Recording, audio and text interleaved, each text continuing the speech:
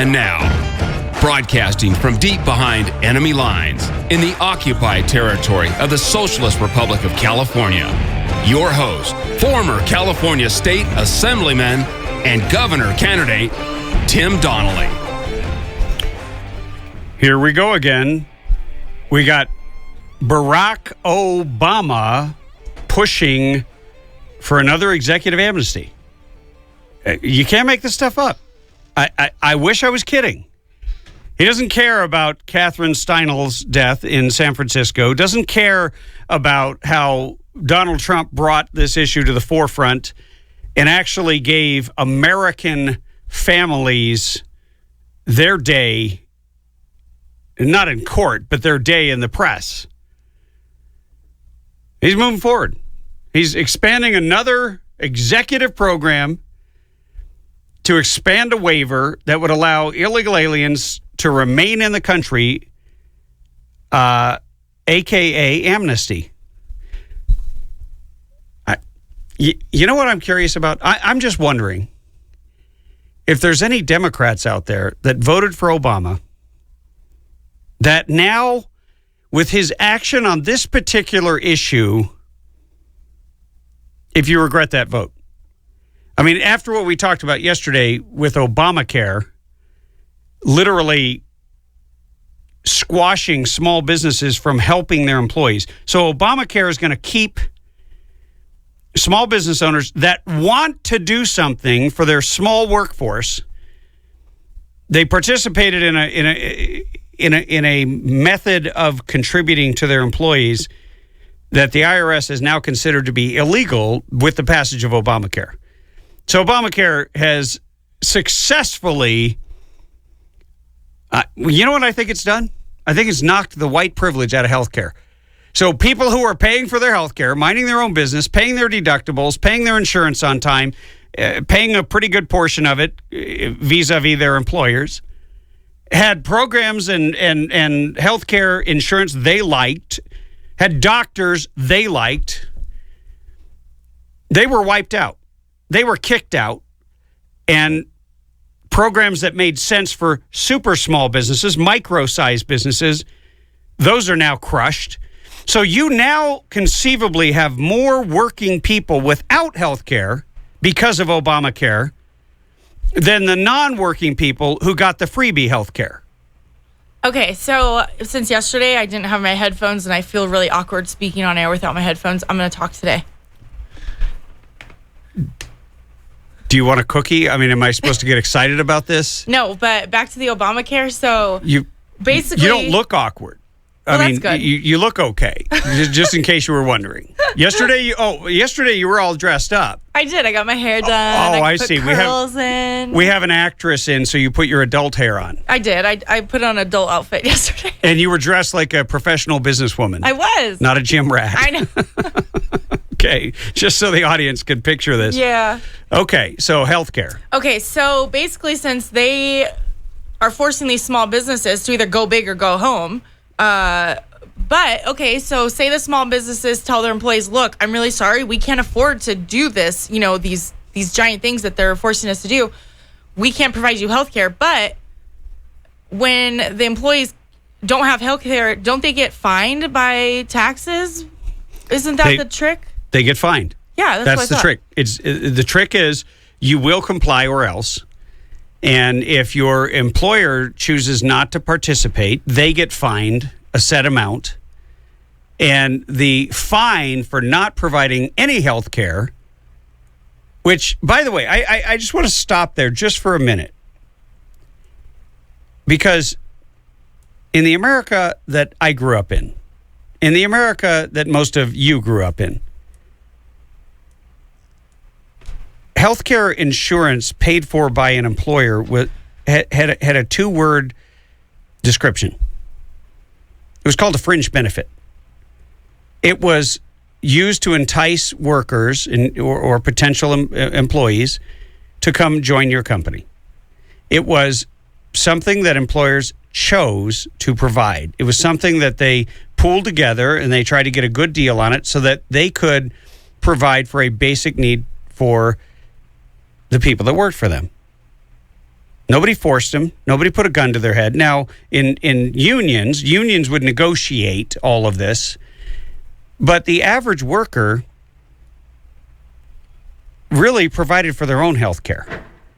And when they did, people were healthier. You want to know why they were healthier? Because if you got too obese, if you didn't take care of your health, it cost you a lot of money or you lost your house. And unless you had the foresight to actually buy your own insurance. And buying your own insurance wasn't very reasonable. It was better to pay cash for the actual services. But once we had more and more and more people go into group health care, where you had these monolithic companies form because they were now providing health care as a fringe benefit to millions of companies in the United States, and they were able to negotiate the prices down. The problem is, then everybody began to treat health insurance as a right, not a privilege. And as soon as they did that, how many times have you heard people at work say, well, you won't hear people at work say this, but if you had a real job, say, I got to use up my benefits before they expire this year. Oh, yeah, all the time. So they go get operations they don't need. They'll go and get their knees done just so that, because they've already used up their deductible for this year. And it's like, okay, and they're doing it like as preventative health care, preventative maintenance, but it's extraordinarily expensive.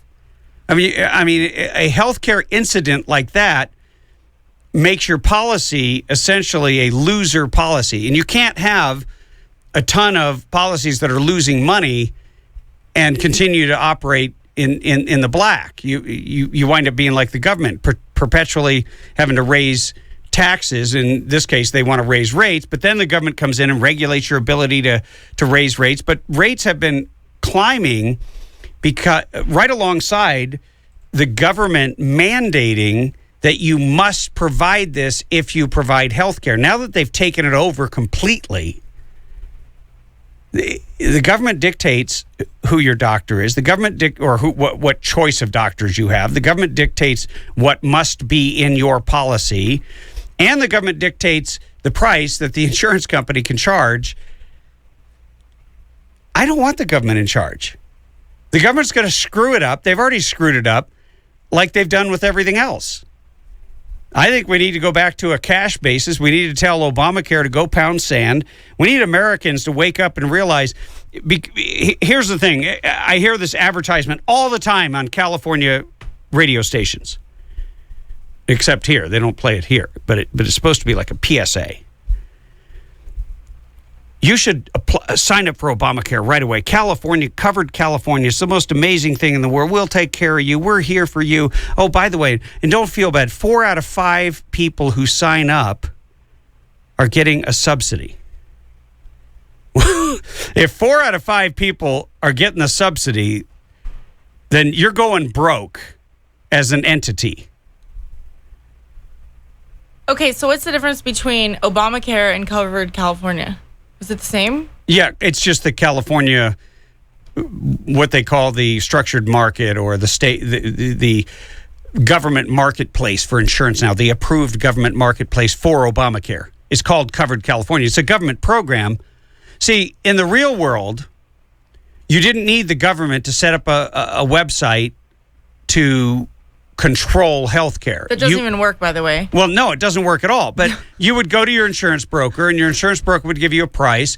I mean, the only thing that I thought would have really made sense, and they were starting to do it, would be for associations to group benefits or group small companies together. So if you had 5 employees, and you could get into a group of 5,000 employees, and get that kind of pricing because you're all members of an association. Maybe you're all from the same industry, so the risk metrics are similar and everything. And if it made sense to the insurance companies and it made sense to your association and you had to pay in a certain amount, you all agree to buy it from the same place, that's the free market.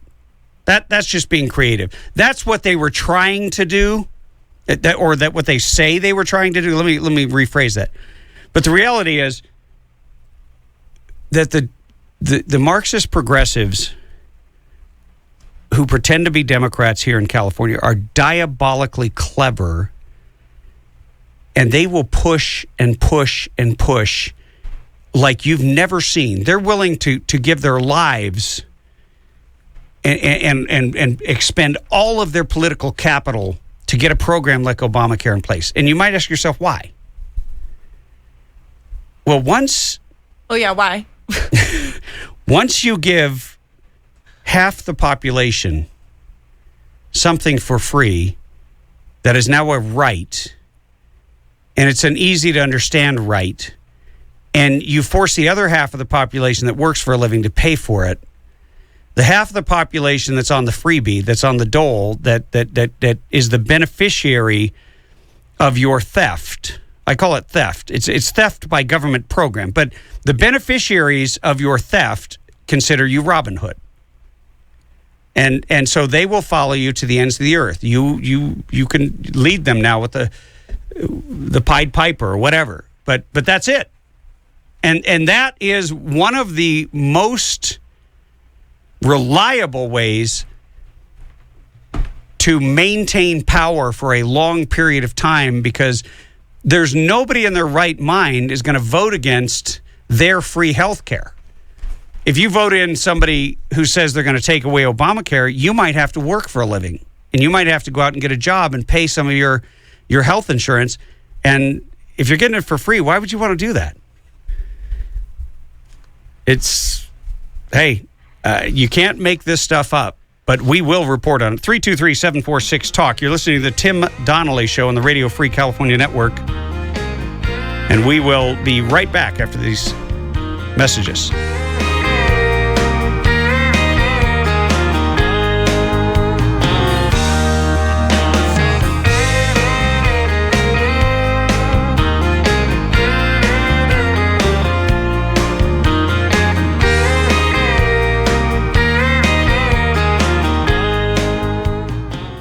Whether you're an experienced shooter or just buying your first gun, Turner's Outdoorsman has everything you need, along with a knowledgeable and friendly staff to help you find that perfect gear for your next adventure. Turner's now has 18 locations across Southern California, including a Victorville location right on Bear Valley Road.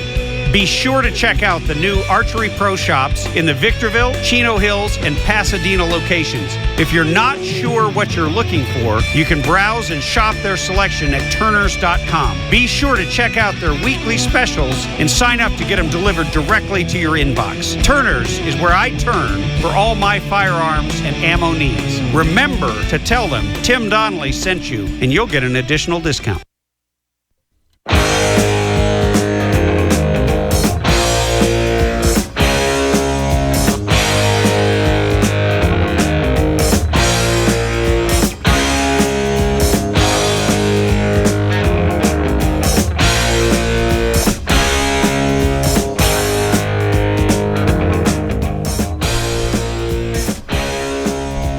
So did you hear about this second video of Planned Parenthood? Yeah, I'm not quite sure which one's worse. Well, first of all, let's kind of lay the table a little bit here. In the first video that we brought to your attention, which was all over the news, you have a young woman sitting at a table. She has a massive, oversized glass of wine. She's chomping on some delectable hors d'oeuvre. It was salad, I think. Oh, I hate that stuff. So yeah, a delectable hors d'oeuvre. Well, okay, I'm trying to lay the table as I remember it. Okay, here I am, just trying to. Wow. All right, the Noskinator's in one of those moods. So here's this young woman eating salad and drinking wine, and casually talking about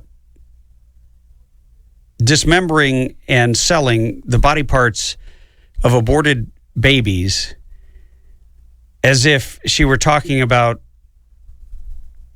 2x4s. Or let's say you're in the beverage industry and you sell beer, and talking about it as if it were Michelob and Coors and Bud Light. I mean, literally with no shame, with no sense of any moral turpitude, or that's not the right word, but moral trepidation or any fear about the nature of the commerce that she's discussing, which, by the way, is illegal. It's illegal. It is a federal crime to traffic in body parts. And the more and more I learn about this, and by the way, Planned Parenthood was founded, as we know, by Margaret Sanger. Margaret Sanger was an avowed racist. She was also a eugenist. She wanted to do away with and eliminate the black race from the face of the earth. She believed that they could do that using abortion as the tool, kind of like very similar to what Hitler was trying to do. Hitler was trying to wipe out all of the people who were not of what he considered to be the master race by genocide, by mass murder. And Margaret Sanger had a different and slightly more diabolical plan. And by the way, the highest percentage of abortions occur among the black population. Period. That was the plan. And the plan was that Margaret Sanger did not consider black human beings to be human beings. That is the definition of racism. The Confederate flag is not the definition of racism. If you breathed a sigh of relief because the Confederate flag is no longer flying, but you support Planned Parenthood or you're okay with Planned Parenthood, then you're an idiot. I'm sorry, I don't know how else to say it, because you're not paying attention. Planned Parenthood is literally killing human beings. They are wiping them off of the face of the earth intentionally. They're using your tax dollars to do it. Now, they take $529 million of your tax money, and they traffic in body parts of babies. I'm just curious if there's anyone out there who supports Planned Parenthood who is the least bit offended by this. 323-746-TALK.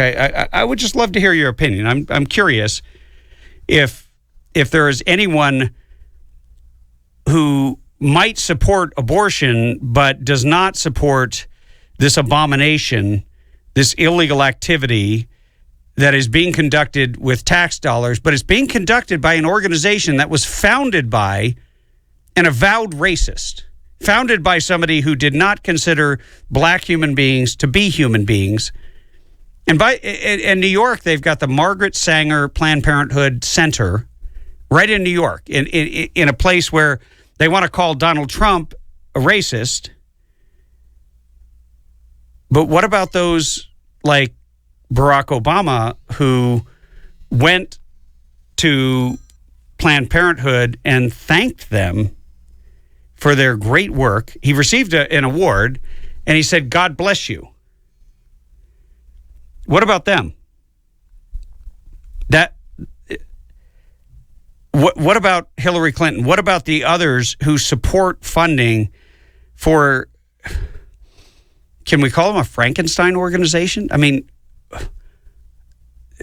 what they're doing is finally coming to light, thanks to an organization that got this secret footage. And did you hear the response last week? They said, everything's been exaggerated. We really, we don't engage in anything illegal. It's very unfortunate that the young woman in the video used such crass language and was not as sensitive as she should have been about our dismemberment and body trafficking program. I mean, you can't make this up. And people accept it in the news media with a straight face. And so you only really hear this story being talked about on talk radio and maybe on Fox News. CNN is certainly not covering it. This should offend every single human being that believes in the sanctity of life. This has nothing to do with abortion. This has to do with the agenda of Planned Parenthood, which consumes $500 million every year of your tax money. And we thought that we had the smoking gun last time. And in this portion of the video, I know I only have like 30 seconds left. We'll get back into it after the break. You just won't believe what this Planned Parenthood worker says is the rationale for what she's doing. See, they're right on cue. 323-746-TALK. But stay tuned for the answer, and it will shock you, I guarantee. Don't go anywhere.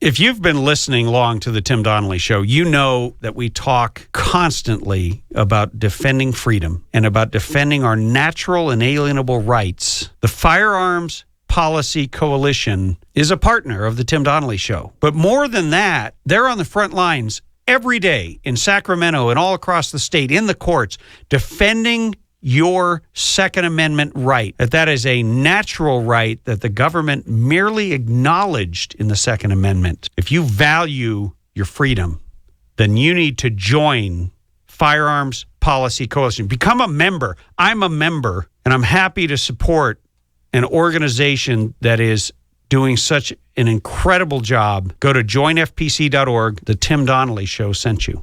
Or go to timdonnellyshow.com and click on the FPC link to make it easy. But whatever you do, join today.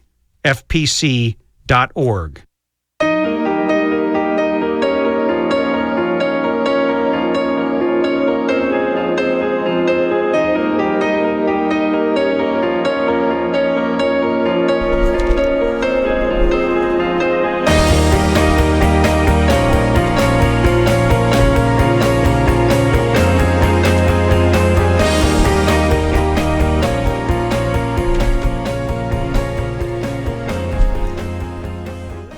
So you already know if you've been listening to the show, and if you haven't been, then I'm only going to give you a glimpse because I don't want to overwhelm you. You can always go and watch these videos online and be outraged for yourself. But in this latest video, you have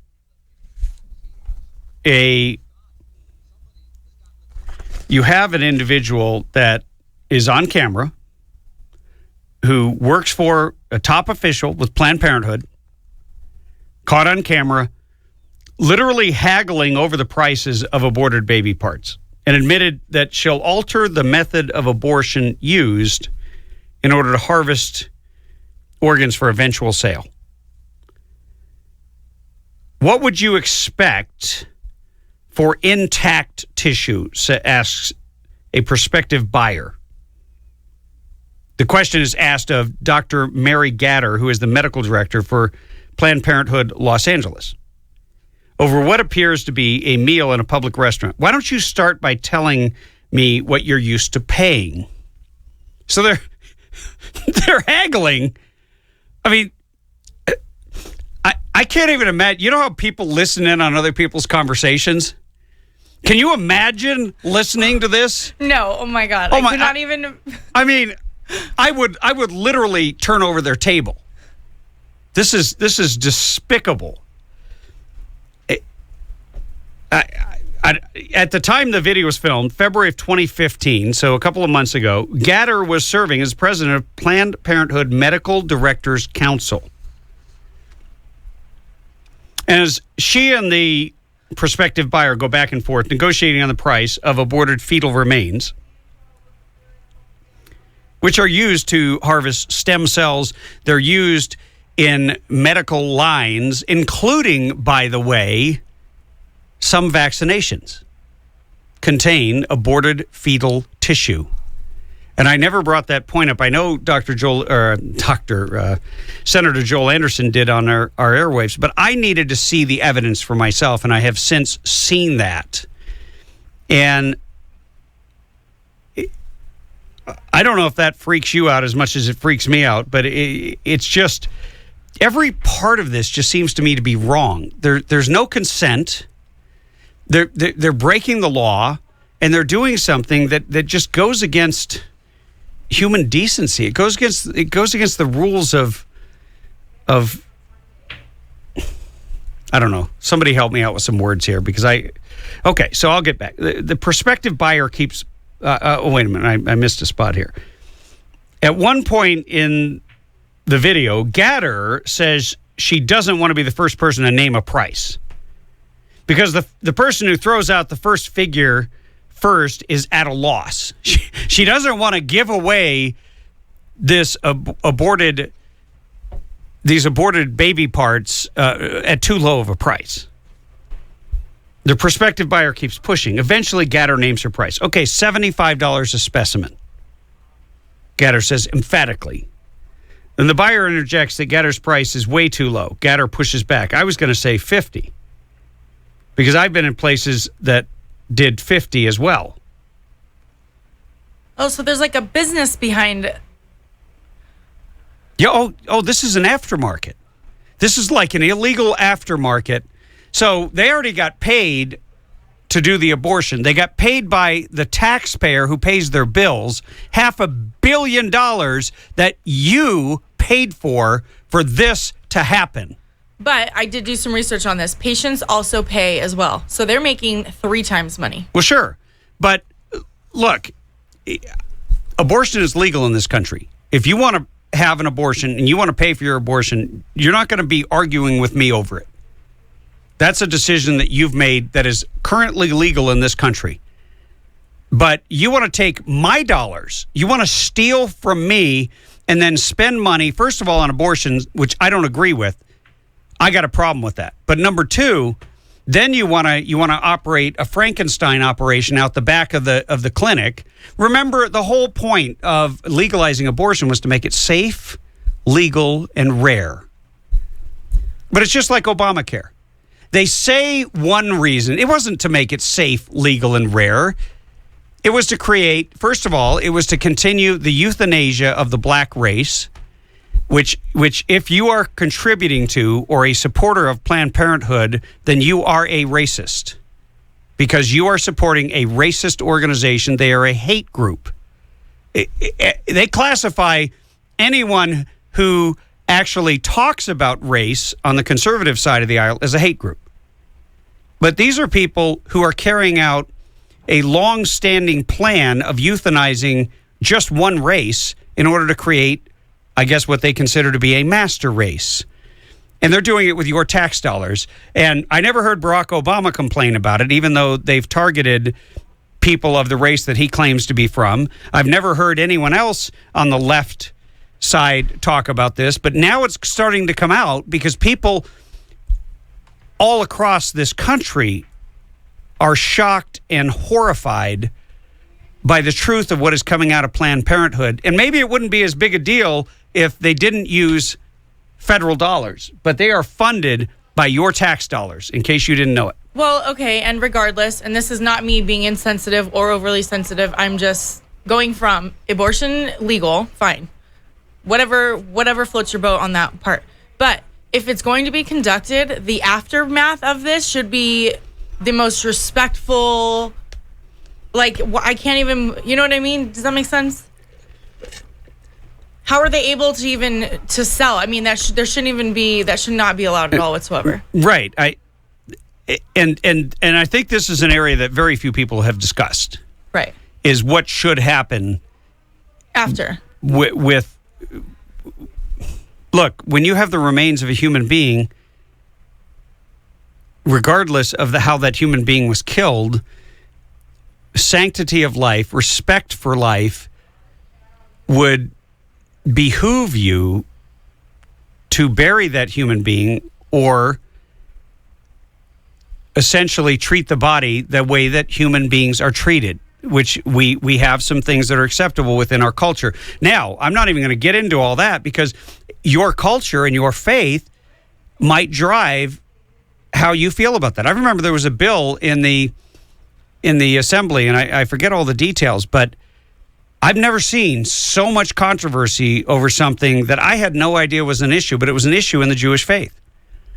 And I was going to stand up and give a hellfire and brimstone speech defending their right to not be forced by the government to do something that violated their customs and their beliefs and their tradition and their faith. And it turns out, because there was so much opposition from the Jewish community, that Republicans pulled their support, and ultimately the bill failed, and it was a bad idea. But we're not talking about that here. We're talking about a factory. We're talking about turning abortion clinics, and instead of abortion being this, what the original proponents claimed, safe, legal, and rare, we now have a baby parts factory. That's what it is. And they are not treated with respect. They are treated like like a piece of meat, like you would be trading chicken parts or something.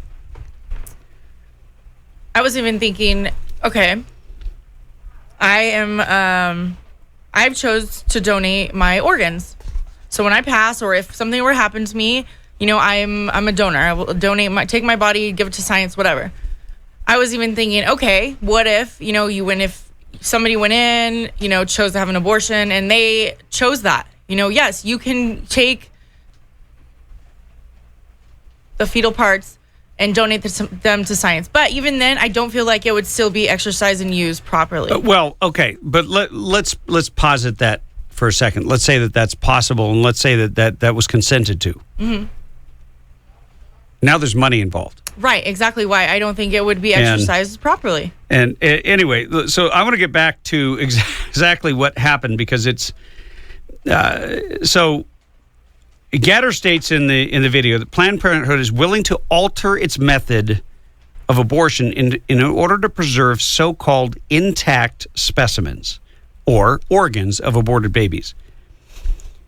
I wouldn't object to asking Ian, who's our surgeon, who does the cases, this is her quote, to use an IPAS at that gestational age in order to increase the odds he's going to get an intact specimen.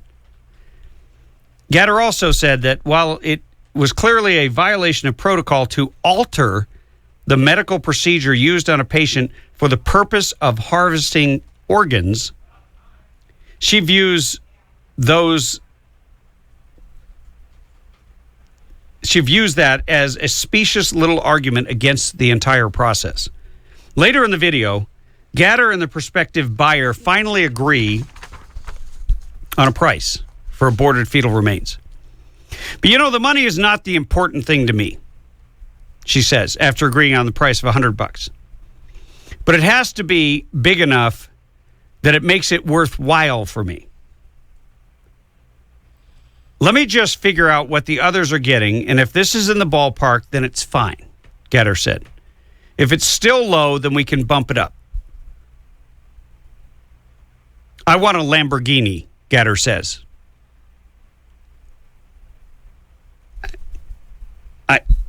I don't know what to say about that. I mean, that's what people do for cars now. I go to work. I'm working to buy my car. But this is illegal. This is immoral.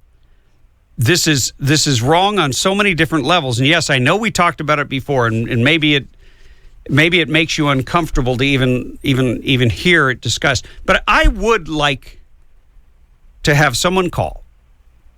And on this show, we do not advocate for either political party. We hate political parties. But we do speak the truth about what's happening. And I'm curious if some of the revelations of this past couple of weeks, if you were previously a supporter of Planned Parenthood, whether you're a donor, whether you're somebody who just supported them in theory, whether you like the fact that your tax dollars were going to them, I'm curious if this activity, if this callousness, if this revelation made you change your position. 323-746-TALK. I'd just like to hear from you if that's That applies to you. 323-746-8255. We'll take your calls when we get back.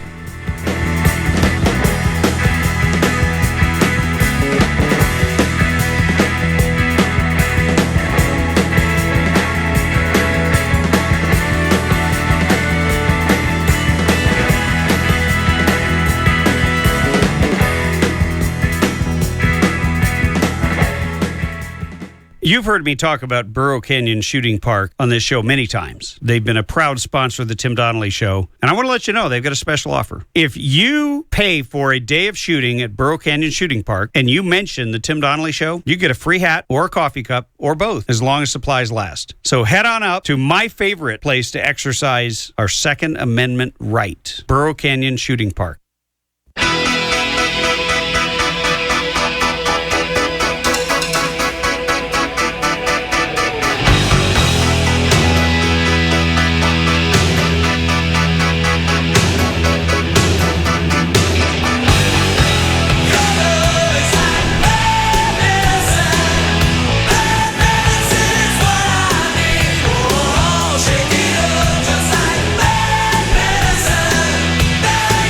You are tuned into the Radio Free California Network. I am your host, former California State Assemblyman and gubernatorial candidate Tim Donnelly. 323-746-TALK is our number.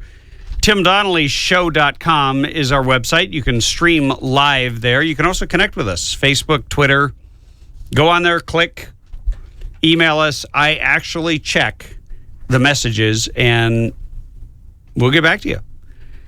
So it looks like nobody is calling. So that either means, on this specific question, that either means that no one who is listening will admit now to supporting Planned Parenthood after the horrific revelations of what they've been doing with our tax dollars, or no one's changed their mind. I don't know which. But I'm very curious if there's anyone who is a Planned Parenthood supporter, who supports their mission, who is happy having our tax dollars go to an organization that was started by an avowed racist who wanted to wipe out black human beings off of the face of the earth. And it's continuing to this day. Its mission, but it's doing it with your tax dollars. And it's not just doing abortions, which are currently legal in this country. It is trafficking in baby parts in a way that I can't even it's difficult to talk about. You have to watch the videos. We tried to pull the videos in, but they're too hard to hear because it was shot in a way that was very closely, the sound quality is not nearly as good as it needs to be. And so you wind up having to watch the screen with words popping up. But anyway, since no one seems to have changed their mind on that topic, and look, if you want to call in 323-746-TALK, we would love to hear what you have to say, because I'm genuinely curious if anyone has changed their mind and said, I have real reservations about my tax dollars being used at an organization that is literally breaking the law and is doing things that go against a higher law than just the law of the United States of America. They go against God's law. They go against the human. It's a crime against humanity. That's the only way I can describe it. Moving on to other topics, it's fascinating. You know how we were talking yesterday about the Iran deal, and I was asking Dennis, what was his last name? Anyway, we had a guest on yesterday. Santiago. Dennis Santiago, yes, friend of Kelly Carlson, the actress. And he was giving us some history. He was giving us his predictions on this bill. Now, there's a new story out today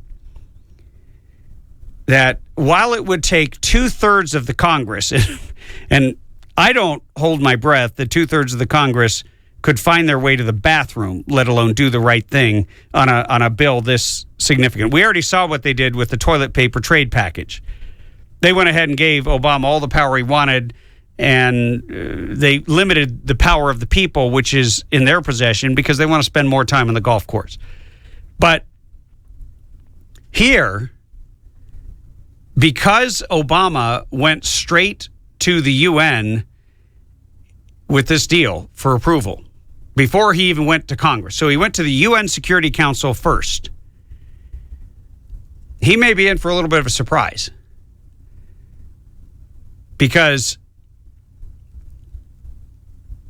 there is a law, and we'll get into a little bit more detail after this break, but there's a law that allows the states to reject the deal. And it's a little bit of insider baseball, so we'll go through the actual details of it. But I believe there's a very good chance that this could happen, given the makeup right now of state houses around the country that are deeply, deeply concerned about a president who seems to be helping the Islamic jihadists, not hunting. 323-746-TALK. Be right back.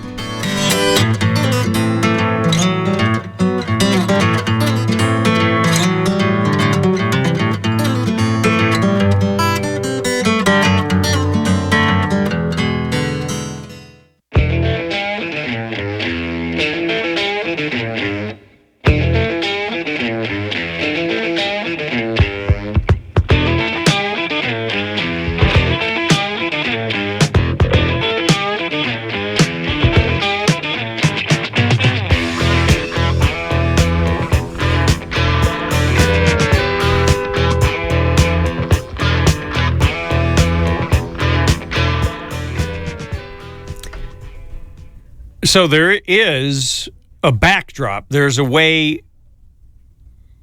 for Americans to resist at least one measure of Barack Obama's insanity, and that's when it comes to this Iran deal. Because he is basically giving Iran a license to build nuclear weapons. The only question is going to be how long it's going to take them. And when you have a nuclear Iran, you think the Middle East is destabilized now. Their stated goal is to annihilate the nation of Israel. And Israel is not going to sit around and wait for them to do that. I can tell you that right now. So this deal goes through. This deal gets ratified, and the process is it must go through the U.S. Senate, and it must be ratified by 2/3, or it must be overturned and rejected. And that isn't. It's just not likely to happen. We have too many politicians with their heads up there, you know what. So, however, thanks to a victory at the Supreme Court by then Texas Solicitor General, Senator Ted Cruz, in a decision Medellin versus Texas in 2008, it is a settled principle in constitutional law that states cannot be forced to comply with international treaties unless Congress has passed statutes giving them effect.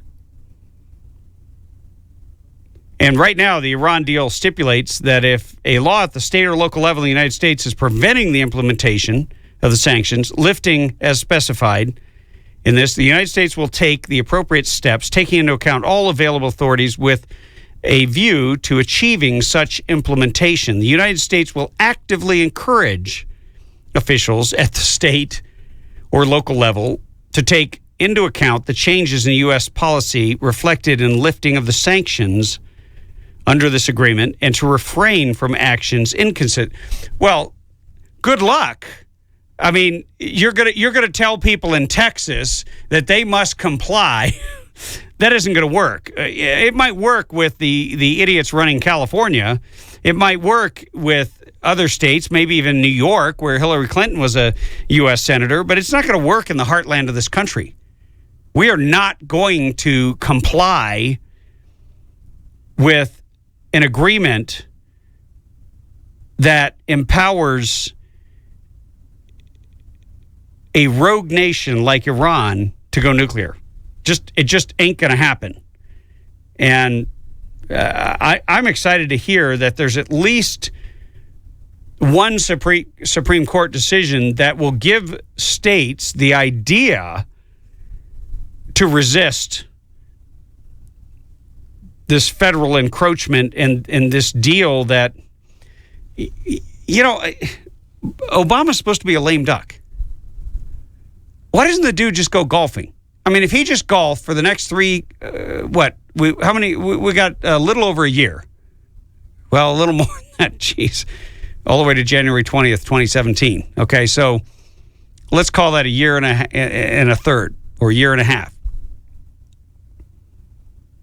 So, 500 days? Couldn't he explore 500 new golf courses? Couldn't he just leave the Capitol and stop damaging the country, stop undermining the rule of law, stop handing over the country to illegal aliens, stop giving the Islamic jihadists moral victories and political victories and religious victories and more and more and more incentive? Meanwhile, anytime an ordinary American, anytime somebody who goes out and does something crazy like that, I can't call him an ordinary American, that Dylan Roof, he was clearly deeply deranged and disturbed. Okay, so you got a deeply deranged, disturbed American. Barack Obama is willing to read everything into it. We've got to get rid of the Confederate flag. We've got to get rid of guns. We've got to get rid of bitter clingers who cling to their Bibles and guns. But he never says anything about the bitter clingers who cling to their Quran and their machetes and their beheading instruments and this insane notion that they have a right to kill you if you are a non-believer. And I don't know. We have an ineffective Republican majority. They don't even act like a majority. When was the last time you heard the Republicans actually talk about something they were going to do? I mean, they're in control. And yet they don't know how to seize power. They don't know how to fight back. Look, I don't want them to do too much either. I just want them to stop the agenda. I want them to stop Obama from destroying what is left of this great country. And he is hard at work. Are you trying to interrupt my rant in order to take a caller? I think you like Mike. We got Mike from Wrightwood, he's a frequent flyer here at the Tim Donnelly Show. Mike, welcome to the show. Hey, thanks. Actually, frequent flyer for me is not a good idea since 52 out of 56 times my plane's been delayed, so it's much better to call your phone. I started keeping track a long time ago and it just got worse and worse, but I thought it was pretty clear when we had the election and we put the Republicans in the Senate and in the Congress that, we were done with this stuff. That someone had to stand up, and put a hammer down on this guy and stop him from doing anything and make him a lame duck. You remember Newt Gingrich, right? Yeah, the guy's a major historian, so right. He would have stormed the gate. He did that with Clinton. Remember, he rallied all the Republicans. He was a backbencher, bomb thrower, and he became the leader of the Republicans by unifying them against Clinton, particularly against Clinton Care, which was going to be like Obamacare, but maybe Obamacare light. But where's the Newt Gingrich of today? Because we have John Boehner, and all he ever does is go on TV and agree with Obama. He thanks him for riding on Air Force One, and then he cries when a Democrat's nice to him. Yeah, I'm kind of surprised that Boehner hasn't been put out by now, or at least there isn't a movement. So at least next time around we can get him out, because until we get somebody like Newt You know, I mean, I remember back in the days when I served under Reagan, we had TIF, you know, and he was, you know, they all got along. They made things work for the country regardless of party. And it seems like those days are long gone. And if it's going to be like that, then the Republicans need to stop trying to play nice and kiss the butts of these, you know, Democrats and do what Obama wants, you know, and just stand up and say what's best for the country is what's best, and that's it. End it right there. Don't give him what he wants. I mean, there's absolutely no way in this world that we should be making any kind of deals with Iran when we have Israel sitting there who's been threatened to be wiped off the earth. And then it only took a couple of days for them to announce that the deal was done and, let's kill America. And the chant started, kill America. Well, we haven't signed the bill yet, so don't sign a bill to a country that keeps threatening to kill us. Yeah. I mean, it could be the dumbest thing in the world. I don't understand how anyone could even be considering it.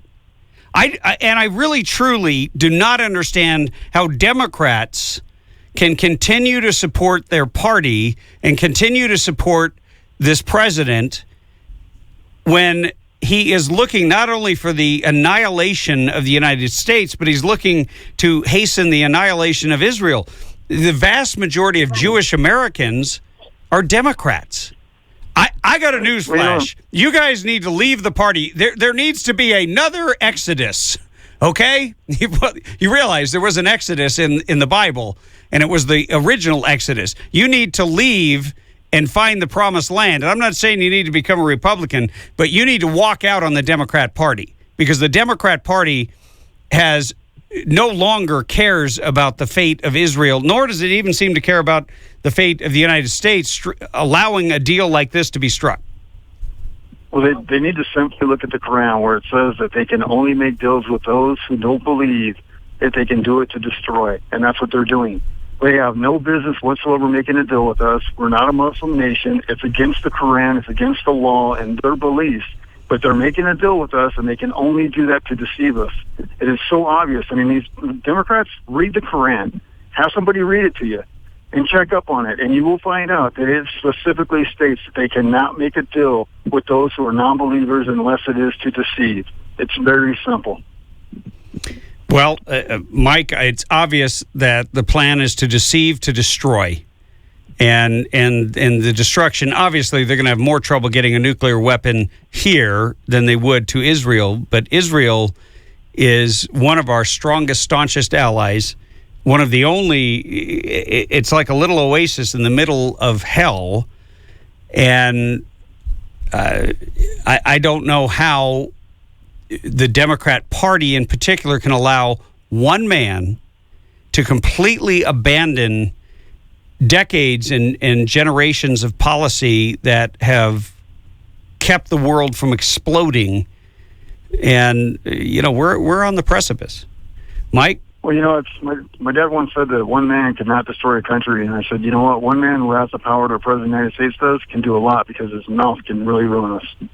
Well, I can't disagree, Mike. Thank you for your call. We will be right back after this short break. 323-746-TALK, and we'll take more of your calls or not.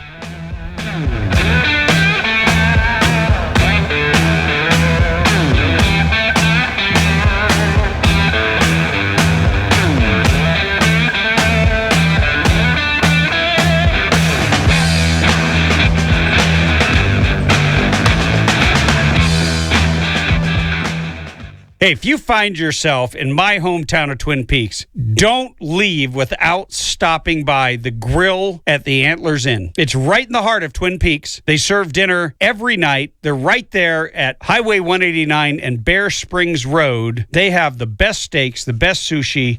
No matter what you have, make sure you call ahead for a reservation. 909-336-2600. 909-336-2600. And tell them Tim Donnelly sent you.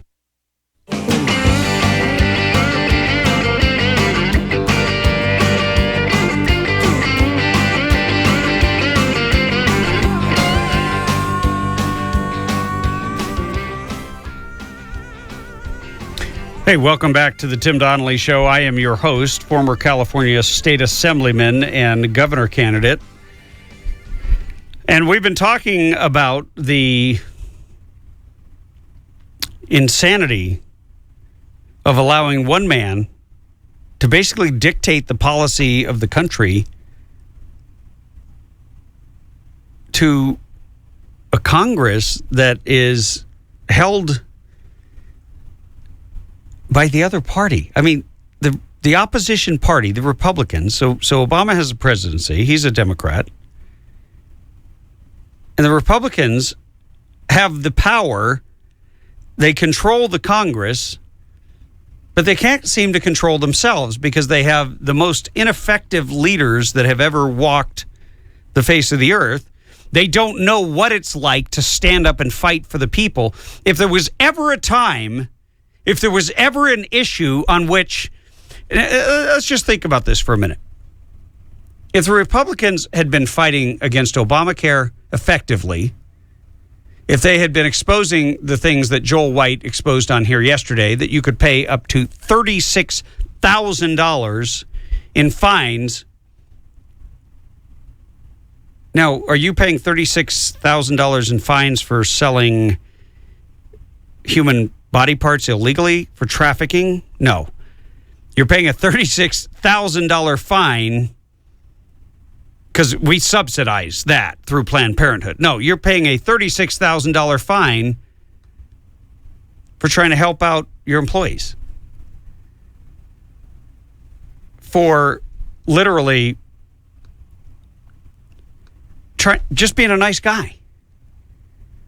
Figuring out a way that you can help your employees a little bit. It's what you can afford to do. But Obamacare comes along, and remember the claims. You can keep your doctor. That was a lie. You can keep your health plan. That was a lie. And you know what the Republicans do? When one of their members stands up and says, "You lie," and points the finger at Obama, remember that? And that was, I believe, Joe Miller, who was saying it about whether or not illegal aliens could get Obamacare. And yes, they can now. California is working on passing a law to qualify every illegal alien in the state of California for subsidized health care paid for by you. And by the way, if you're a veteran of this country, screw you. That's what the Democrats think of you. The Marxist progressives. Obama thinks, screw you. We're going to give the money to the freaking illegals, not to people who serve this country. Yeah, because we have to go to the VA, and I mean, thank goodness I have that, but you know, the waits, the lines, the everything are absolutely ridiculous. The appointment times, if I'm sick and I want to call my primary care provider, it's 3 or 4 weeks. Okay, cool, I'm not going to be sick by then. You're kidding me. No. So that's why everything you do, you just have to go to the ER. But then that, you know what I mean? It's just a cycle. We have the longest wait times in the country, in the state that has more veterans than any other state. So let me rephrase that. We have more people who sacrificed to defend this country than any other state, and we treat them like crap. And that's where I absolutely agree with Donald Trump. Yeah, the media covered the first part of what he said. They didn't cover the second part, which is he went militant on the VA and the BS that these idiot politicians in both parties have tolerated. It's like you guys in Congress would never tolerate that kind of health care for yourselves. You would never tolerate having to wait 3 to 4 weeks to get an appointment when your lily-livered asses are, in trouble and you need a doctor. But you'll let our troops, you'll let our veterans, you'll let those men and women who put their lives on the line for your freedom. You'll let them languish. You'll let them suffer, and it's just fine. But if it was Congress's health care plan, you'd break down the walls. You would subpoena people. You would hold hearings. Speaking of hearings, we've got to play that footage. I know it's kind of a shift of here I am mid-rant. But you will not believe the footage that we have to play for you of a woman, a mother, who had to go all the way to Washington, D.C. to demand that the government to whom the government that every one of these politicians swore an oath to defend and protect, the Constitution, our freedom, our borders, our country, our countrymen. And she has to go there and beg and plead and cajole just to get them to stop preferring illegal aliens over Americans. And yes, I know we talk about this topic frequently on the show. There's a reason for that, because this is deeply personal to me. This is one of those things that I will never let die on my watch. And you are going to want to make sure that you're tuned in after this upcoming break, because when you hear this testimony, there's not a whole lot of testimony anymore on this topic that moves me. And both the Noscanator and I had the exact same response, and we were deeply moved. And I'm just hoping that she was able to touch the souls of the soulless in Washington, D.C. I'm just praying that she got through to at least one of these heartless politicians who represent no one but themselves, who care about nothing but their own political future, and who are only holding a hearing because Donald Trump brought it into the media and they were embarrassed.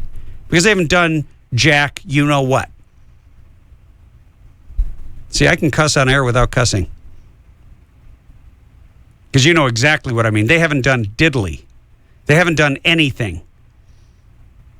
And all of a sudden this issue is front and center, and everybody's asking, why in the world do you craft policy that rewards people who have come into this country illegally? And of course, every time you talk about this topic, the other side will bring up a sob story, and the media will cover it, and it'll be about the dreamers and the poor little kids, you know, who came across. Well, wait till you hear what this mother has to say on the other side of this break. You will not want to miss it, so don't touch that dial.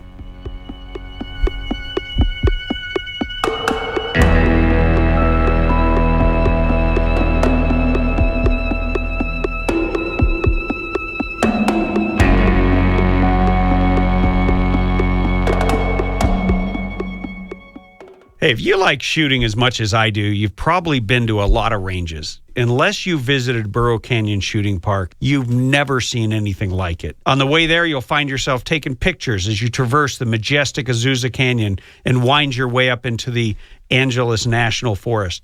With over 600 acres, including 19 private ranges, there's something for everyone. There's rifle and pistol ranges for beginners, right up to advanced shooters. And there's plenty of spaces to shoot sporting clay. You can make a family day of it, or you can bring a group for team building exercises. Bring a picnic lunch. On the weekends, they provide lunch. And don't worry, they always have ammo in case you forget yours or run out. One thing I can guarantee is that once you visited my friends at Burro Canyon Shooting Park, you'll be hooked and you'll keep coming back. BurroCanyon.com is their website, or call them at 626-910-1344, 626-910-1344.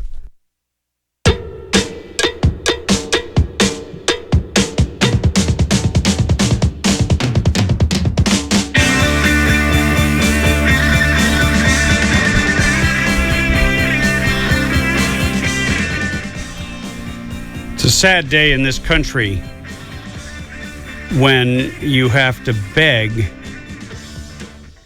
the government to do its job.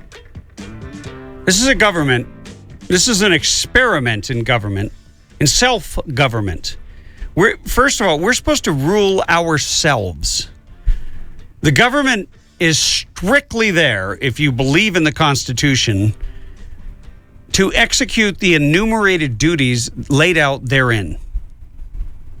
That sound like legalese to you? Well, I don't know how else more accurately to say it. Okay, I liken the Constitution to a set of handcuffs, and you're throwing a criminal up against the wall and you're handcuffing them because they just robbed you. And that's what the government does now. They rob you so that they can pay for programs to get their buddies and their supporters jobs doing things the government was never meant to do. So we have a government that is very serious about making sure that you do not violate any environmental laws in this country. You don't believe me? You just try it. You trample on the rights of a lily-livered frog or a white-tailed salamander or a red-tailed whatever that is on your property. If the federal government figures out it's on your property before you do, good luck. It's no longer your property except at the time it is to pay the taxes. Because the government will now forbid you to develop. The government will protect. They've taken over administratively without a vote of the people in a massive bureaucracy, in a move that was largely unnoticed by much of the country. They've taken over every waterway from your backyard mud hole to cricks and riles and rifts and all kinds of technical names for where water travels, all the way down to your mud puddle on the side of your driveway. The federal government has now declared authority over parts of your private property, and you don't even know it yet. They're dead serious about that. You invade their space, you break one of their laws, and they will throw you in jail, they will fine you, and they will take away your property. But you kill an American as an illegal alien, and they shrug their shoulders.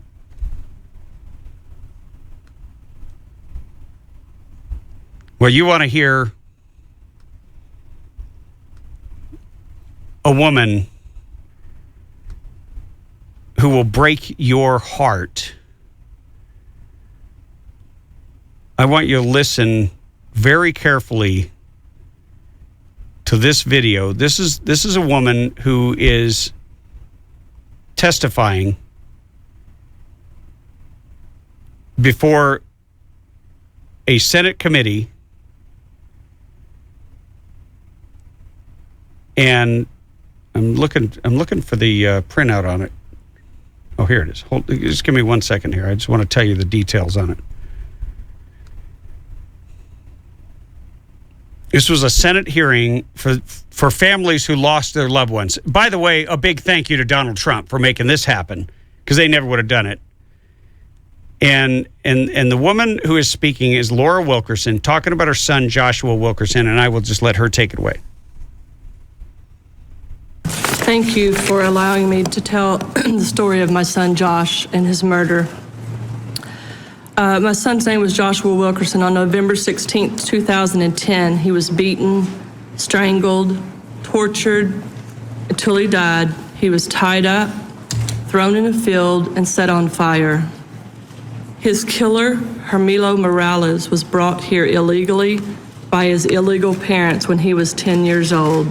So he fit the dream kid description. He was sentenced to life in prison, which means he'll be 30 years before he's up for parole. He'll be a 49-year-old man who I don't expect to be deported, and I just hope he doesn't come to live in your city.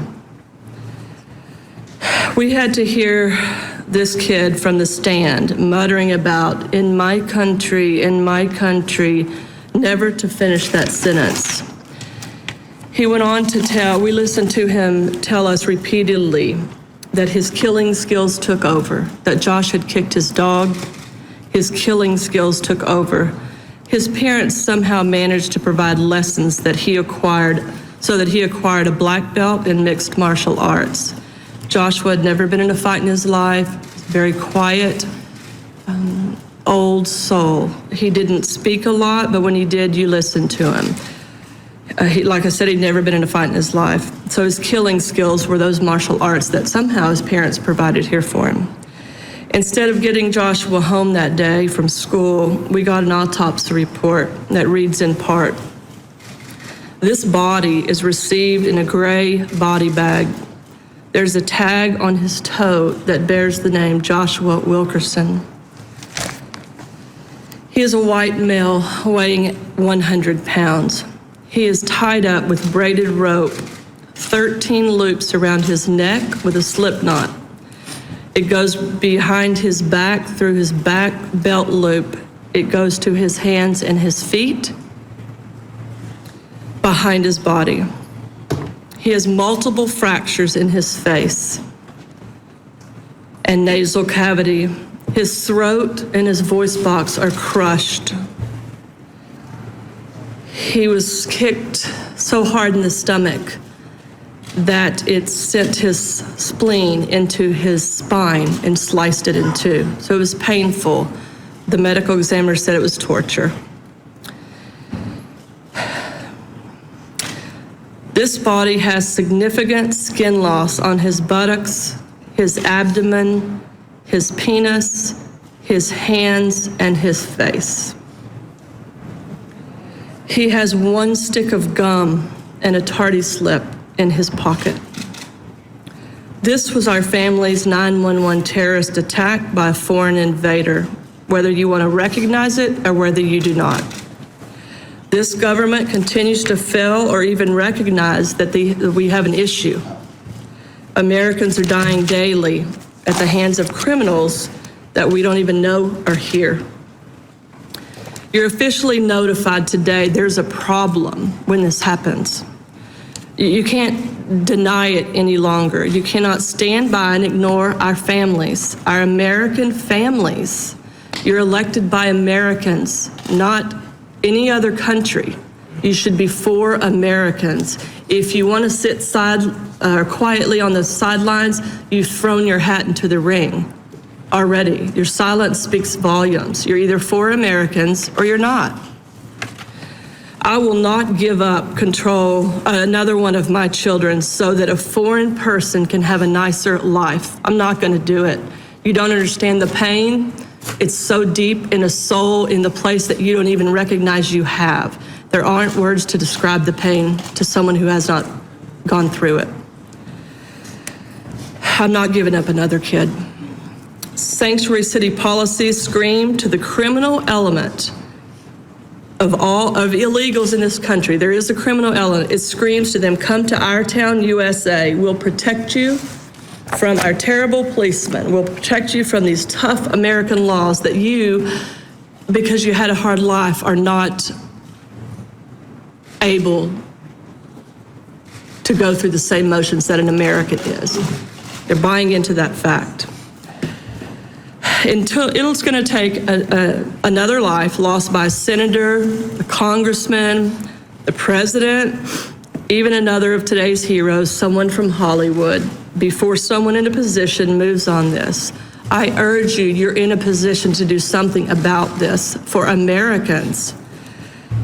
I thank you to Mr. Trump for getting a message out about the nation in 2 minutes that for 4.5 years solidly, Maria Espinoza at the Remembrance Project and countless families like my own have been trying to say for 5 to 6 years. It feels good to be heard, whether you love him or whether you don't. I felt heard. Our family is shattered. It's shattered. It will never be the same. We'll manage. We'll go on. We function. We put on that happy face. My kids have changed. The surviving kids. Everything about us has changed. It's by the grace of God that in our broken hearts, we have a stream of memories of the loving relationship that we had with Joshua. Joshua had a very deep, intense spiritual relationship, leaving us 4 or 5 scriptures in the weeks before he died. I'm okay with where Josh is at today. It's not just about missing Josh, it's about what you're doing to an entire family, not just our immediate family, his friends, the teachers, the community, our extended family. It's incredible. I can't even explain it to you. America lost that day. You lost a good citizen that was on the brink of becoming who knows what. He had mentioned going into the Air Force like his older brother, who had to come home for 2 weeks and he was out defending this country, Americans. And we had to bring him home for 2 weeks to bury his little brother when he wasn't being defended right here at home. It's absurd to me. Thank you for your time. I do want to say too, and just a little bit of a rebuttal about, they're not scared to come here. We're inviting them. Sanctuary City says, come on down. You can have a pass in our city. You know, you're tying policemen's hands. I'm not for mandating them to ask them where they're from, but if they pull somebody over for a reason, valid cause, and they're investigating them for something, they have a right to ask them. They have a right to ask me, stop me on the freeway. Where are you going, Miss Wilkerson? Where are you coming from? Do you have drugs? I'm going to answer those, and in about 15 minutes, hopefully, it'll come out the wash that I'm okay to leave. Why are you creating a class of people who seem to say we can't do that? They're not afraid to come here. They're not afraid to traipse across the desert. I've been to the border. I've stood there with border agents and watched them come across from jet skis. I'll finish quickly. Sympathy has never trumped the law in this country, ever. You sympathize with me. Can I go break a federal law? Anyone? Anyone here like to let me do that? Every one of them here threaten national security because we don't know who they are. So they are a threat. We don't know who them. They make a decision to come here. They're not scared. They're invited by sanctuary citizen policies. They're not scared to stand in line for a handout that every American here has paid into the system for our children, if need be. They mistrust police because they come from countries that mistrust police. They're not scared here. I want you to know that our family is broken forever. We are forever broken. Thank you. I thank you for your time, and I don't want the sympathy. I want you to do something about it. Everyone who's sitting here is in a position to do something.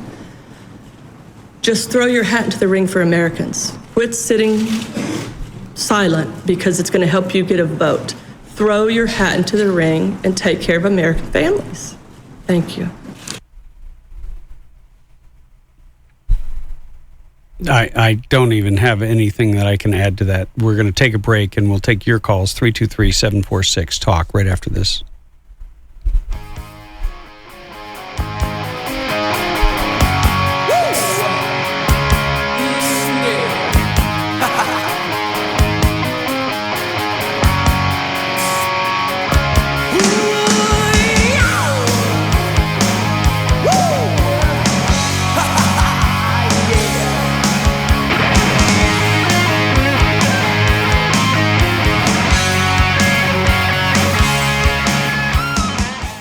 You've heard me talk about Burro Canyon Shooting Park on this show many times. They've been a proud sponsor of the Tim Donnelly Show. And I want to let you know they've got a special offer. If you pay for a day of shooting at Burro Canyon Shooting Park and you mention the Tim Donnelly Show, you get a free hat or a coffee cup or both as long as supplies last. So head on up to my favorite place to exercise our Second Amendment right, Burro Canyon Shooting Park.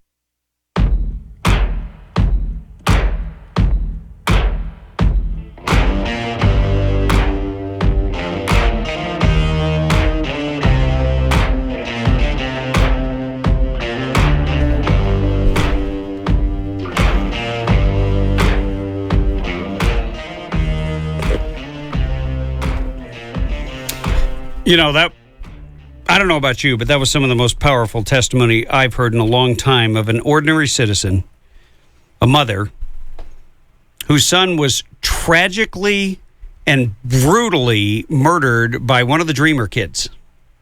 So if you're in favor of the Dreamers, you might want to rethink that. This kid came to this country with some kind of sick, twisted mentality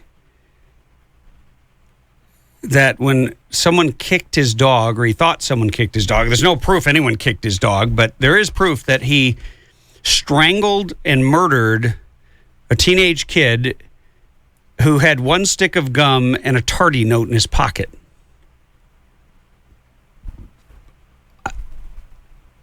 And I love his mother, she just laid it all out there, and at the very end, she said, I don't want your sympathy.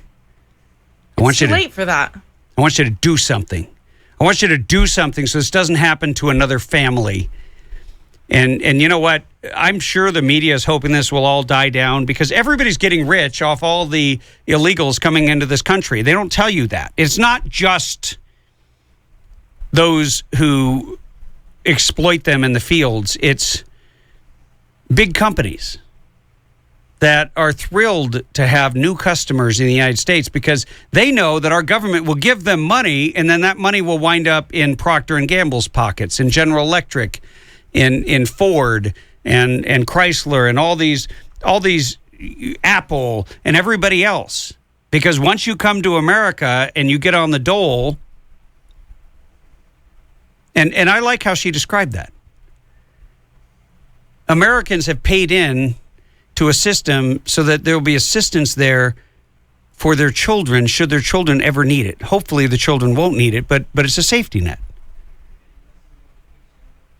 And our politicians have gamed it. They have exploited it. They have abused that which was meant to be there for Americans. And they have put it at the behest of people who have come into this country illegally. And they're willing to protect them even if they are criminals and even if they have committed murder. But I guarantee you, anyone who sat in that room and listened to that testimony, she made it clear what her purpose was. She said, I'm here to put you on notice so that you can't ever say you didn't know.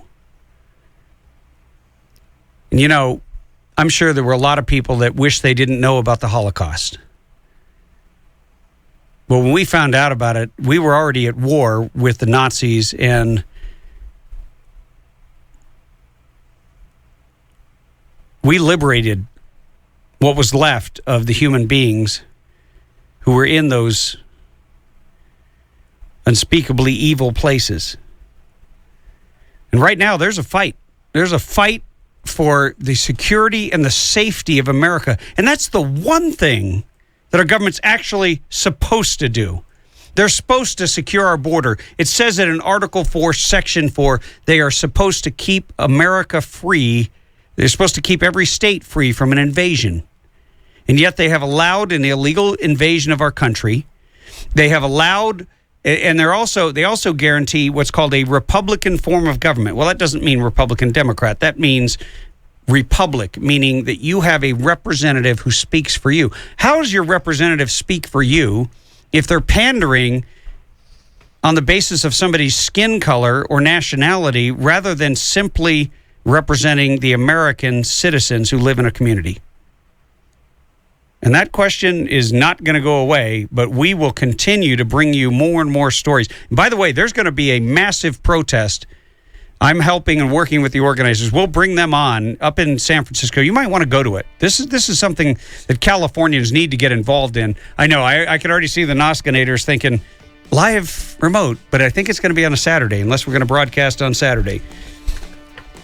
Hey, we have a special treat for you. We've got Heather, It's All Good, coming up right after the break with an update on SB 277.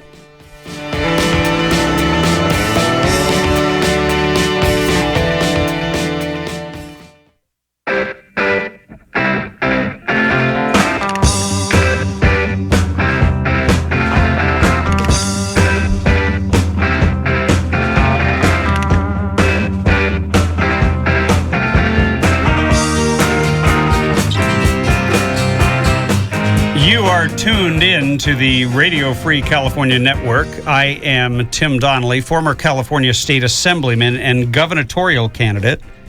Yeah, I know, I mixed two words together. I just don't like the word gubernatorial. It just sounds so elitist. And governor, you know, it's not quite the right adverb. But so at any rate, we are here and we're joined live in studio. I think we could call this the SB 277 hour. It could be, yes. I think that's great. The hour of power. Oh, I like that. And we're also live broadcasting on Periscope at It's All Good. It's all good for all. It's all good for all. All good for all It's on all good Periscope. for all. So you need to change it. All good for all. because it's all good is what I call you now. Oh, okay, cool. So you're Heather. It's all good. Okay. That's good to me. And you sent me an email or a text or Facebook or something. I don't know. I'm getting hundreds a day. Yes. On the fact, and this should be a warning to all Americans, but we'll just settle for Californians for now, that when the government decides it's going to take control, they don't actually think they have to comply with the law. So even though SB 277, which was the forced vaccination law that says you vaccinate your kid, every vaccination, or we're not going to accept them into the school, or we're going to kick them out. Okay, that's basically it. We're going to deny them a constitutional right to an education, which is guaranteed by the California Constitution, right, which is supposed to go into effect, according to the actual law, in July 1st of 2016. Right. So here we are on July 20th. Wait, it's 22nd. 22nd. Yeah.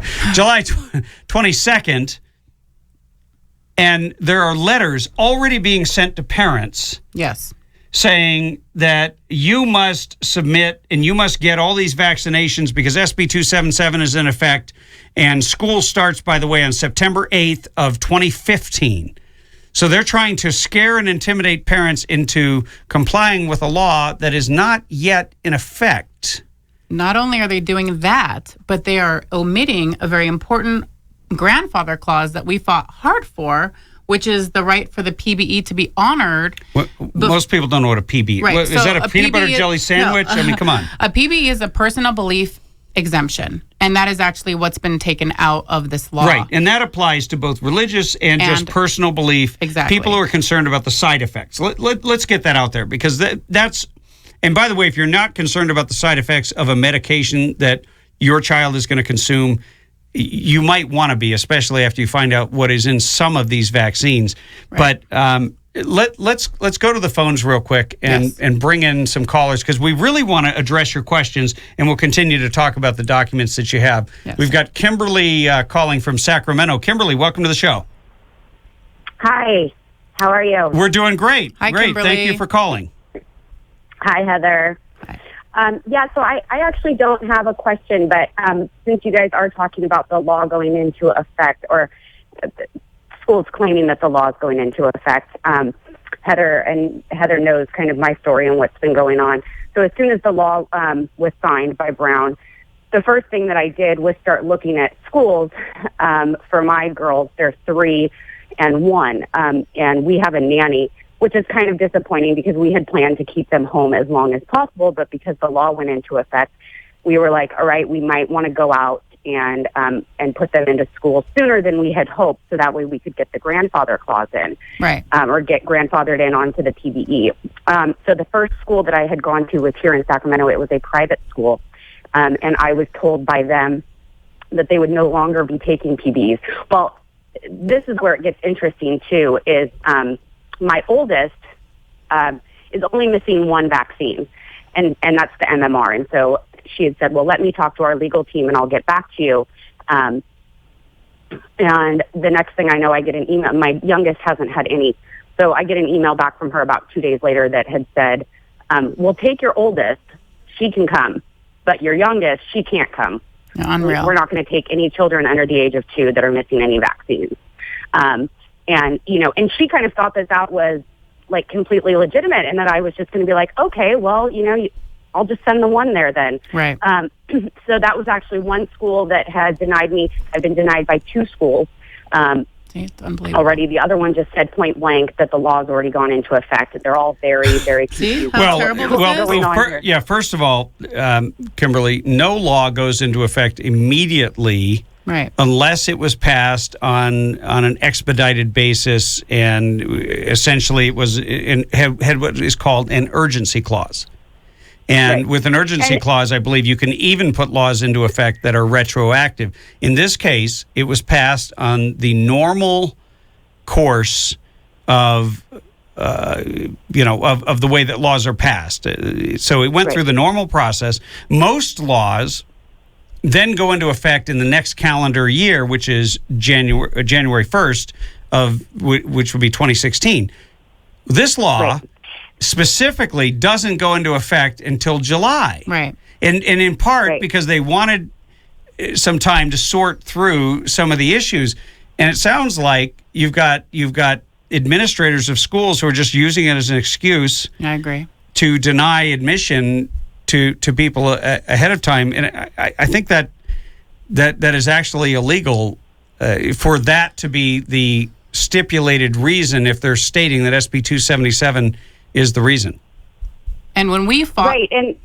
Go ahead, Kimberly. Go ahead, Heather. Well, when we fought this law specifically, we specifically told this to senators and assemblymen that this was going to happen, that it's a gray written law. It is a sloppy law, and that this was going to happen, and that more kids were going to be vaccinated without their parents knowing that they still had some rights for a small period of time.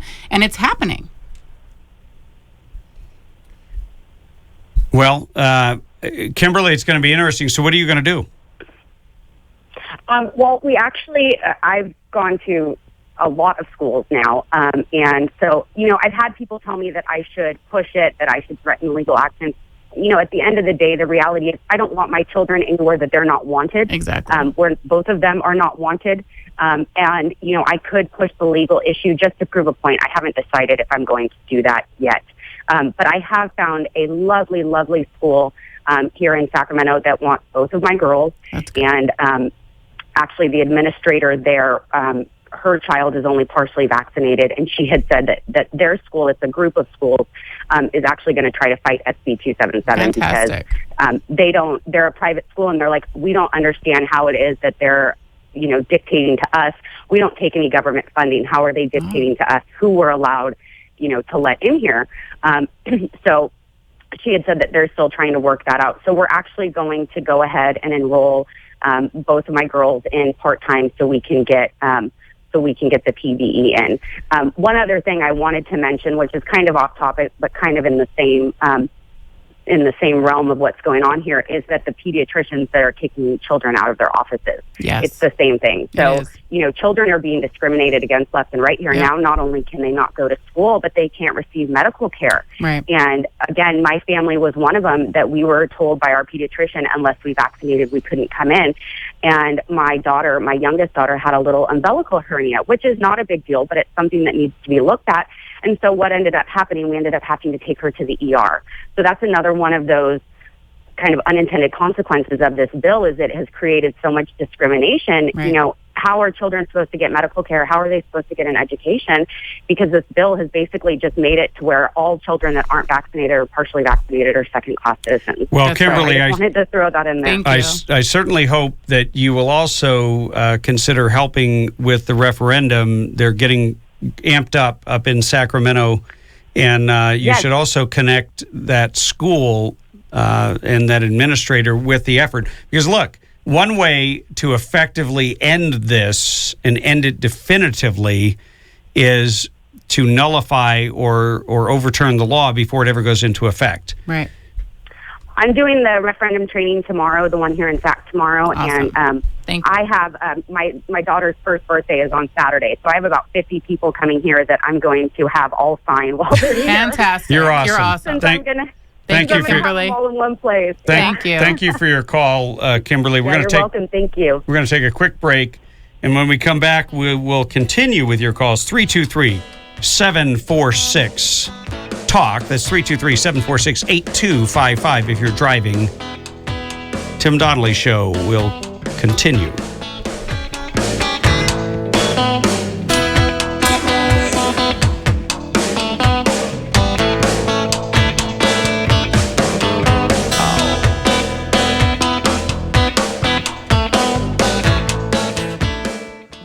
Whether you're an experienced shooter or just buying your first gun, Turner's Outdoorsman has everything you need, along with a knowledgeable and friendly staff to help you find that perfect gear for your next adventure. Turner's now has 18 locations across Southern California, including a Victorville location right on Bear Valley Road.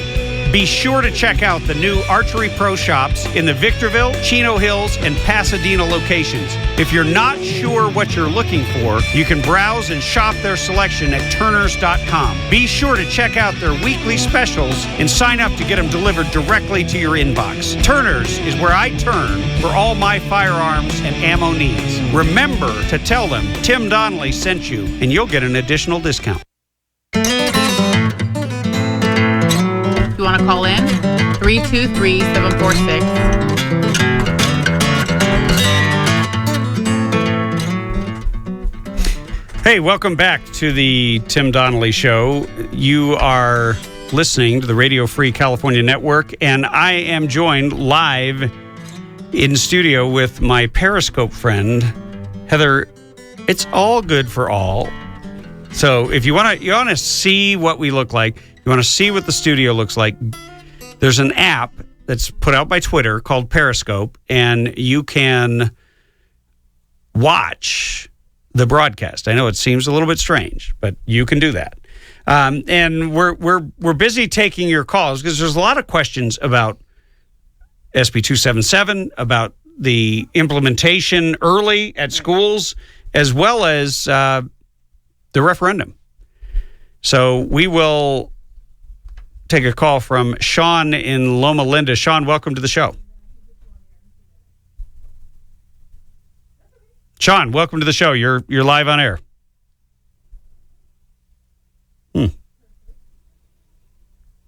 Okay, I'll try Debbie from Hello. Petaluma. Debbie, welcome to the show. Hi, can you hear me? Yes, I got you. Okay, because I could hear that other guy talking, but you couldn't hear him. But anyway, my question is this, because it's a little confusing to people who've not really been in politics. But as I understood it, the referendum has 90 days to get signatures. However, I've been told August 30th is the deadline. What's the timeline? Okay, let me walk you through it, Debbie. It's all right. So the referendum is a process whereby we put the question to the voters. So if we're successful in qualifying 365,880 valid signatures, and it is confirmed by the Registrar of Voters and the Secretary of State, the Registrar of Voters in each county, which would then lead to a certification by the Secretary of State, that's phase one. We have 90 days to do that from the actual date that Jerry Brown signed the law. That is the referendum process. And if we're successful, as I said, it'll be on the 2016 ballot. And what will be on the 2016 ballot will simply be SB 277. And you will get to vote it up or down, yes or no. And guess what? Our side of the issue is no. We will get to say no on SB 277. And Americans and Californians love to say no. Right. So it certainly, nobody expects that we can do it. They handcuff us. They limit our time by taking forever to return what's called the title and summary. We got the title and summary last week. We proofed and printed 100,000 petitions. We've got them being circulated to drop points and regional coordinators and groups that are forming all over the state of California. Now, mind you, it's a state of 39 million people, so this is a massive lift in terms of organization, but right now, if you go on Facebook and type in SB 277 referendum and then put in Sacramento and put in volunteers or anything else, you'll find a group pop up. And that group is a local group that is working. There's one in Riverside. There's one in Orange County. There's one in San Diego. There's multiple in San Diego. There's, as a matter of fact, Heather is the regional coordinator for the county in which we're sitting right now, San Bernardino. I've been in Sacramento too long. San Bernardino. Yeah. So, or you can just go to the actual website of www.sb277referendum.com, and it'll show you all of the links to the Facebook page and all that stuff, and events of being able to train.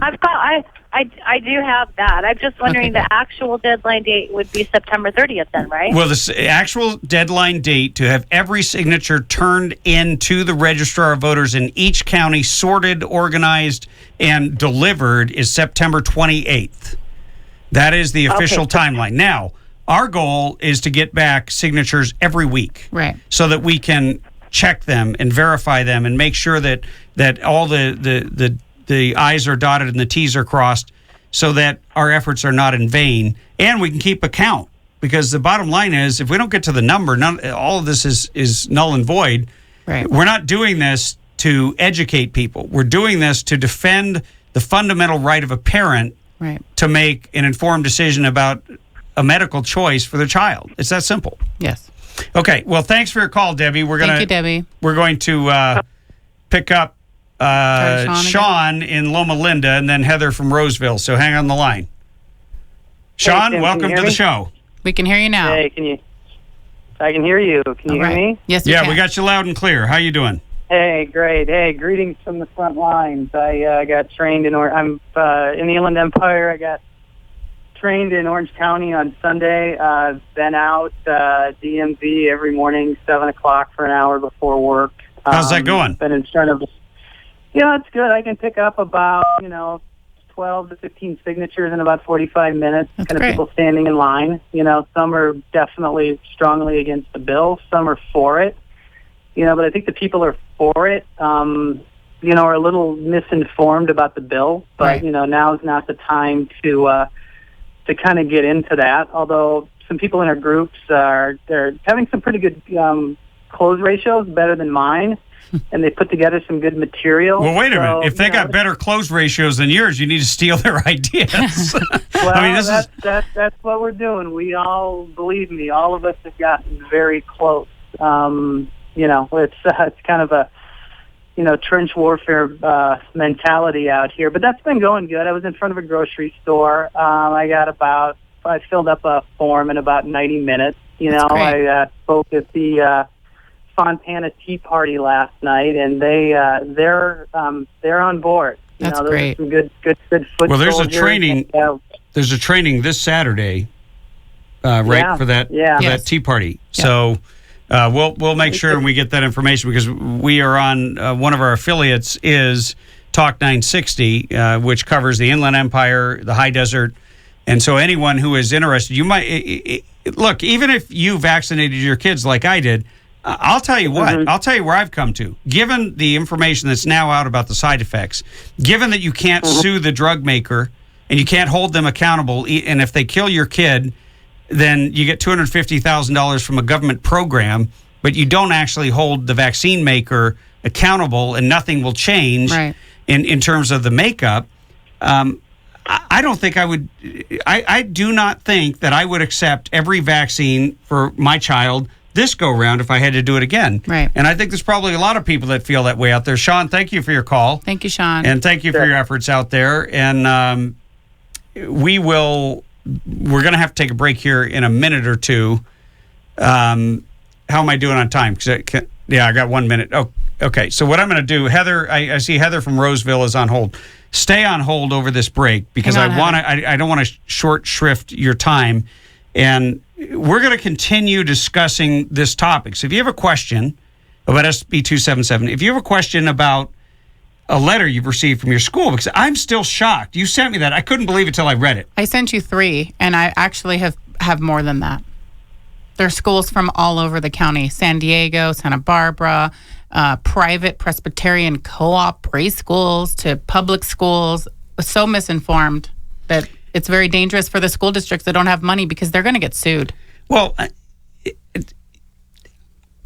I'll admit, because I don't have young kids in school, I have grandkids now, so I get to enjoy them on the weekends, do fun stuff with them, and I don't make the everyday decisions. I don't deal with all this stuff. But it is astonishing to me the speed at which this massive bureaucracy can move when it really wants to. Right. And when it wants to deny people a fundamental natural right to make a decision, and they're more than happy to kick your kid out of school, even though nothing has happened in the schools. Nothing. This is the part that's so ludicrous. Right. Well, anyway, we will take more of your calls, 323-746-TALK. And by the way, if you're on the Periscope, there's nothing stopping you from calling in with a question as well. 323-746-8255. We'll be right back on the Tim Donnelly Show.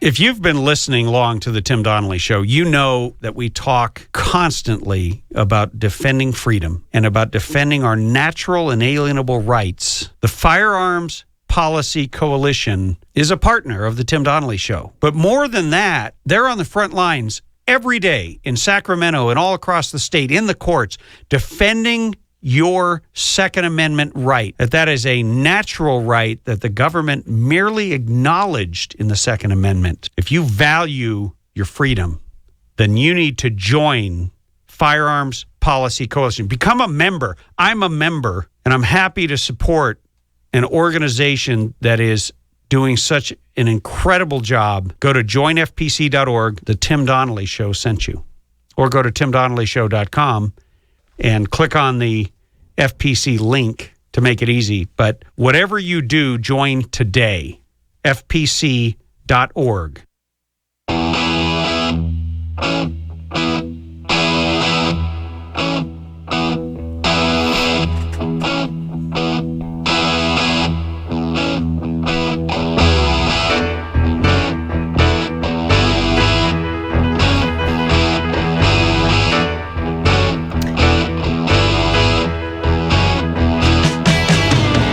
You are tuned in to the Radio Free California Network, and we're talking everything SB 277. It's the SB 277 hour, and if you happen to be catching us on Periscope, you're free to call in as well. We've got a number of people on hold, and I just want to tell you, if you're calling in, the number is 323-746-TALK. Stay on the line, and then we can pick you up. And I will bring you on air. It is the hour of everything. You got a question? We will try to give you an answer. And there was one lady from Phelan who I guess didn't want to go on air, but she wanted to know, she wants to sign the petition. She's in the high desert. Where would she go since you're the San Bernardino County coordinator?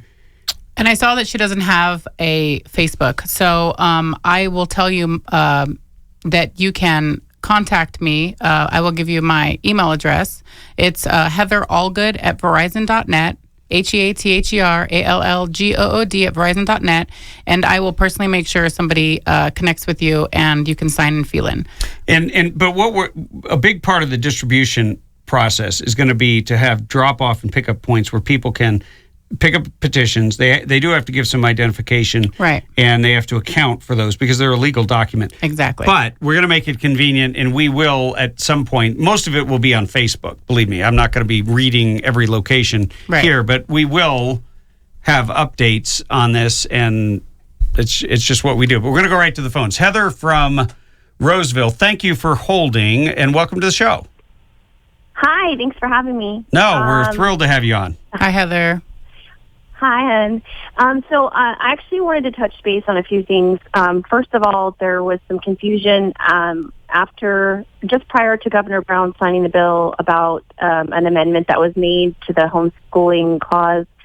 And it basically said that it was eliminating all classroom, I think it was the homeschooling congregation. I was wondering if you had heard anything about that at all. Well, I will tell you this. I received something today that was alarming. That was one of the documents that I sent to Tim, where a woman basically posted on one of our Facebook pages that she was told that she would be safe, let's say, from the bill homeschooling, and she has a charter homeschool who now has informed her that they are also having to abide by SB 277, so she has to file for something called an R4 and is not going to be able to homeschool her children through the charter anymore. So okay, that's what I thought. Yes, the classroom, any classroom instruction. That's what it had indicated, and that's why there was so much confusion. And I thought basically they were eliminating charter schools from the original bill. And the senators and assemblymen were manipulative about that during the actual testimonies because some of the educational committee assemblymen and senators weren't comfortable with that, but they literally manipulated and said, oh no, we'll change that. They're going to be fine. And they're not fine. Well, that's politics in Sacramento. Anything that is not written down and codified literally into code, right. If you're at a committee and they say they're going to change the bill afterwards, those are just words in the air. And the bottom line is, it really illustrates this bill is not about public safety. No. It is not about preventing a measles outbreak like occurred at Disneyland, because that was a foreign visitor to the United States, according to the CDC. What it is about, though, is control. Yep. And absolutely. and I would say look for a lot more of government intimidation, even if it is not legal, even if it's not even authorized by the bill. And so it shows you how important it is to know what the government's up to. Yeah. But thank you for your call, Heather. Are you in touch with the referendum group in Sacramento? Oh, I'm actually heading up the group, and we have of course you are. training. We're working out the dates. Well, thank you. We actually will be dialed in with training, and we're branching out. We have a few other counties that we're working with. Great. So Humboldt fantastic. County. Yeah. So We're Thank so you. blessed Yeah, to thank have you, guys. people like you. Thank you for your help and for your question. And we're going to go to Summer in San Diego. That's got a ring to it. Is it summer in San Diego? Because it seems to be winter everywhere else. Have you guys noticed? Summer, welcome to the show. Thank you. It's hot and muggy here. Is it? Yeah. Well, it's cold and rainy and foggy in the mountains where I live, and then I come down the hill and I lose weight. That's a good for me. That's right. So what is your question? Well, I too was kind of curious about that homeschooling issue with charter schools, because I just keep hearing that it's kind of a gray area, that it's not really written in the bill. And the way that I understood it, and we've had legal people looking at it, the way that I understood it was that charter schools, if they're a homeschool, then but you're meeting in a public facility, it kind of falls into this gray area. Right. Overall, I think we're going to be resilient, and we're just going to come up with new forms of schooling if we absolutely must. But is that a free and appropriate public education? I don't think so, because we have people on the gate side I agree. and who are in AP classes, advanced classes, and then we have people that are falling on the lower side who need Extra help. special things like IEP and socialization that doesn't fit into this type of schooling. But does anybody know where the homeschooling in a public facility really falls?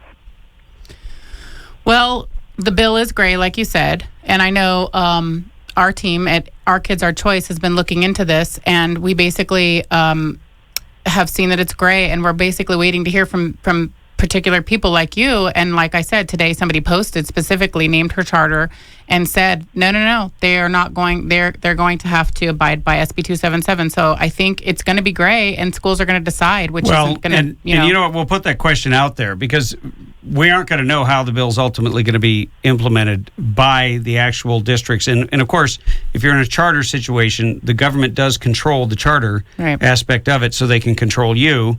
Whereas if you're in an independent homeschool, then perhaps you're not as much under their thumb. But stay tuned to the rest of the show, and maybe somebody else can answer your question. And I'll look into that for you too.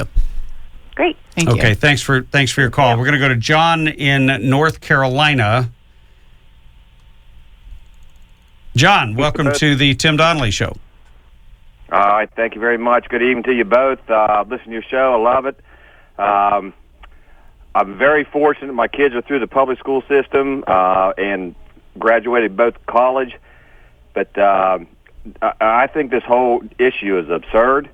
Thank you. And my question is always, and I think I know the answer, but what makes these people tick? What makes them think they can get into your house, your head? Well, I know, but I mean, what gives them the right to do that? I mean, we need less government and more freedom, John. And you would think as Americans, people would realize that by now. We're into 6 and 7 years of this regime, if you will, and things are going south by the day. They are. And have you seen the movie Invasion of the Body Snatchers? I have not. I'll tell you what. I rarely turn a TV on anymore. Well, number one, because there's nothing I want to watch, and number two, because my wife's always taping something. But, well, I don't blame you, but it was from a long time ago, and the premise is, look, somebody has come in, and they have literally snatched the American soul out of the political class. Now, note, I didn't say the Democrats only or the Republicans only, but the political class don't seem to understand the Constitution, or they understand it and they don't want to abide by it. But this is a massive threat, and I'm trying to get the gun rights community. I'm trying to get and we've been successful at getting some of the Tea Party groups around here, because if they can do this to you, if they can force this on your kid, what can't the government do? Right. Yeah. And I am a permit holder. I'm a legal gun-owning, concealed carry owner. I could tell just by your attitude. More for statistics. Pardon me? I could tell just by your attitude, John. Yeah. Well, I've had it. I mean, I've worked my butt off, and the reason I can't go out and rally, the reason I can't go out and participate in all these functions I'd like to do, because guess what? We're understaffed, and I have to go to work every day. I do what I can. I talk to as many people I can. I try to enrich my kids with my beliefs and my feelings and the Constitution, but we just don't have enough help. Yeah. So I'm working all the time. But if a big event comes up, I'll be there. I'll take a week's vacation to be there. Well, John, we appreciate that. Now, I just got to ask you, you're in North Carolina. How did you find out about the Tim Donnelly Show? Well, do you really want to know? Yeah. I do. Okay, well, I got tired of listening to a radio station I was listening to out of Texas, and I got on Victorville, which has Laura Ingraham, Rush Limbaugh, Sean Hannity, and right into you. And I enjoy listening to your show. Wow, I used to listen to Jason Lewis every night. That was my chill down, believe it or not. Well, that's great. And then Jason bailed here. I think 31st of July is going to be a year. And so I've just been shopping around and looking and listening, and I like your show, and you hit some pretty good points. Unfortunately, I'm not going to be a lot of help to your Bill out there in California. No, but you are, because, look, we are so connected on social media, on Facebook, on Twitter, on everything. Yep. Now, Periscope. Yep. You can even watch the show right now today on a video live stream. But look, this is important. And the fact that you in North Carolina get it gives me a great deal of hope, because we need people to understand that what happens in California is coming to their state next. Right. And that's the bottom line. But, John, let your friends know. Make sure you connect with me personally on Facebook. I'd love to be your friend out there in North Carolina. I grew up for a period of time in Charlotte. Okay. I lost the accent, though. my brother lives in Charlotte, and we went Republican, and we kicked some you-know-what. But now we got to do in 2016. We got to do what we got to do. We got to do what we got to do. Well, thanks for your call, and we will be taking a break, and we'll take more of your calls on SB 277 as soon as we get back. 323-746-TALK is our number if you want to call. Don't go anywhere.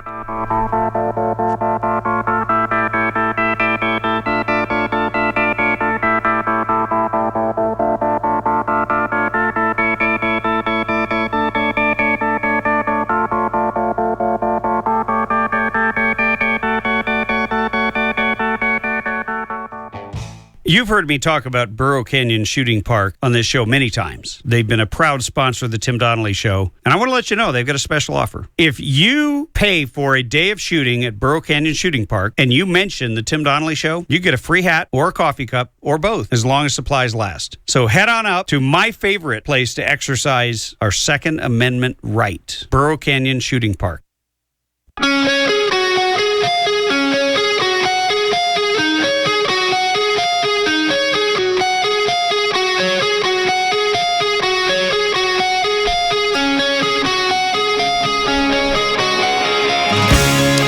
You are tuned in to the Radio Free California Network. We're going to go straight to the phones and take your calls because we don't have a lot of time left. It's the hour of SB 277. Welcome to the Tim Donnelly Show. Hi, my name is Shoshana. Hi, Shoshana. How are you? Hi, I'm good. How are you? Wonderful. To get through, I wasn't expecting to. So I have a question / comment regarding SB 277 as it pertains to children with special needs, specifically those who have individualized educational plans or IEPs. Okay. I have a son who has Down syndrome, so he has an IEP, and I'm trying to mobilize the Down syndrome community and special needs communities in my area to get more involved with the referendum, with anything, because it's going to, I believe, affect a lot of children who are particularly vulnerable to the massive doses of vaccines. There seems to be the belief that if you have an IEP, you will be exempt. But nowhere in the bill, as far as I can see, does it say that they will be allowed in school. It does say that they will receive services, meaning speech, physical therapy, things like that, but not necessarily in a classroom setting. So that's kind of what I'm calling about. Yeah, and here's the thing. The ultimate implementation of the bill may not match the opinions or comments or interpretations of its authors and supporters as it went through the process. And if it doesn't say it specifically, and we saw this with AB 2109. Remember, the governor claimed that he put some kind of an administrative exemption in there, but in the real world, it didn't help much. Right. And so I think we need to get clarification, and that's going to involve parents communicating with their schools, but also communicating with some of the legislative offices to determine exactly how it's going to be implemented. Because if they don't say, then it sort of leaves it open to interpretation and for the administration and the bureaucracy to basically set into place something, and it would be much better if parents are part of that conversation. Absolutely. Keep fighting, Shoshana. I know many people have been... I'm sorry? I said keep fighting, because I think that awakening your community of the families that that aren't in the same movement, but that you're bringing them to light. I think that together we can either get that clarified for your children, or we can, help overturn this, put this bill on the ballot. Absolutely. Absolutely. I will not stop. We are not going away. Good job. Well, thank you for your call. For what you're doing. Okay, thank you. Bye. So we have time for maybe one more call, 323-746-TALK. I noticed a couple of you called in, gave up waiting. I know it's hard to get on an incredibly popular show like this, but you know what? Well, it's an incredibly popular subject. I'm grateful for you putting it up on Periscope, because people that might not have listened to us before are now listening to the Tim Donnelly Show, which is cool in and of itself. And yes, we are talking about a very specific issue during this entire hour. But I think the key takeaway from this is to stay vigilant, stay involved. And look, you have a representative. Everyone who is listening within the sound of my voice, no matter what district you're in, you have a representative in both the Assembly and the State Senate. It's incumbent upon you, and I would advise you go to their district office in person, set an appointment, have a meeting so that you show up, get there on time or get there early, and have some questions prepared, and ask them to get answers. As a matter of fact, they can even go to the legislative analyst that has a team of 80 lawyers. They can go there and they can get an opinion rendered. And then once you have an opinion, then at least you know that they're saying this is what the law means. And if they want to interpret it one way in one county and one way in one district, and if you get an opinion from the legislative analyst, that opinion can be used to enforce and uphold your rights. That is really good advice. Well, it's really good. I forget sometimes that I used to work there. No, but I that's not an avenue I don't think any of us have really thought about. So it's sort of an insider thing that you might not have known. But hey, we are almost out of time here. I want to thank Heather Allgood. It's all good. Who is the San Bernardino County coordinator for the SB 277 referendum. If you want more information, go to sb277referendum.com, go to SB 277 referendum Facebook page, and from there you can find all kinds of other group pages that will help you get involved at the local level and be an effective part of essentially beating back this assault on a fundamental parent's right to make an informed decision and an informed choice, a medical choice for their child. Hey, I do not do this show alone. I want to thank my wife who lets me. I want to thank Bethany Nosko, the Noskinator, our amazing producer who's sitting there awesome. Going woohoo in the production booth. Cassie Cassidy, our intrepid guest booker. Sean McNeil, who keeps the technology running on time, and you. And, of course, all of our sponsors. But without you, there's no show. We will be here every weekday, 3 to 6 p.m., so same time, same station, Radio Free California Network. God bless you and Godspeed. Tim Donnelly Show out.